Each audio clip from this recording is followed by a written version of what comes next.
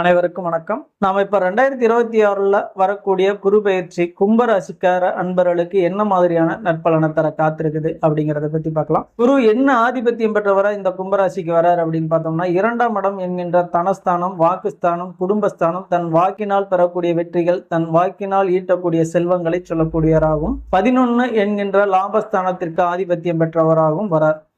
இது உண்மையிலேயே ஒரு சிறப்பான ஆதிபத்தியம் தாங்க. 2, 11 ரெண்டுமே சிறப்பான ஆதிபத்தியம் பெற்றவர் தான்.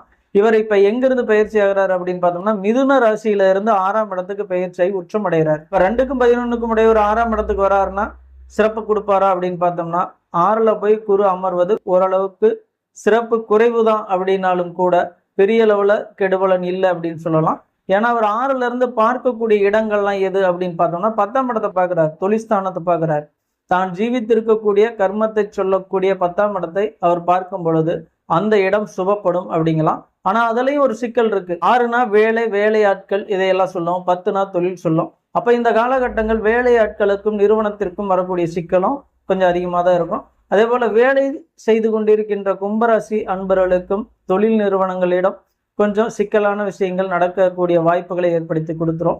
இந்த 1 வருடங்கள் தொழில் அமைப்பில் இருக்கிறவங்களும் சரி, வேலை செஞ்சுட்டு இருக்கிறவங்களும் சரி, கவனமா இருக்கிறது இவர்களுக்கு ஒரு முன்னேற்றத்தை கொடுக்கும்.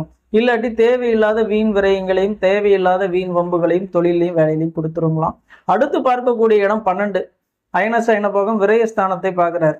அப்ப அதிகப்படியான விரயங்கள் வருமா அப்படின்னா, உடல்நிலை சம்பந்தப்பட்ட விஷயங்கள்ல கொஞ்சம் கவனமா இருக்கணும். அதே போல வேலை சம்பந்தப்பட்ட விஷயங்கள 3ஆம் நபர்களை நம்பி அதிகமான முதலீடு செய்வது, பணத்தை கொடுக்கறது, பணத்தை கொடுத்து ஏமாந்து போறது, இதெல்லாம் வேண்டாம். இந்த காலகட்டங்களில் அதுல கொஞ்சம் கவனமா இருந்துட்டீங்கன்னா அந்த விரயங்கள் கொஞ்சம் கட்டுக்குள்ள இருக்கும் அப்படிங்கலாம்.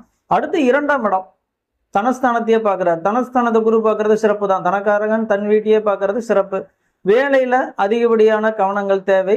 அரசு வேலையில் இருக்கிறவங்களுக்காகட்டும், தனியார் வேலையில் இருக்கிறவங்களுக்காகட்டும் இந்த காலகட்டங்கள் கொஞ்சம் சிறப்பை கொடுத்துருது. ஆனா கவனமா இருக்கணும். இந்த காலகட்டங்கள் எதையும் நம்பி யாரையும் நம்பி காசு கொடுத்துடக்கூடாது. யாரை நம்பியும் நான் அமௌண்ட் தரேன், நீங்க இந்த வேலையை எனக்கு வாங்கி கொடுங்க அப்படின்ற ஒரு நிலைக்கு நீங்க போயிடக்கூடாது. அப்படி போனீங்கன்னா அது உங்களுக்கு பாதகமா அமைஞ்சு தேவையில்லாத கடன் சுமைகளை அதிகப்படியா சுமத்திடும் அப்படின்னு சொல்லலாம்.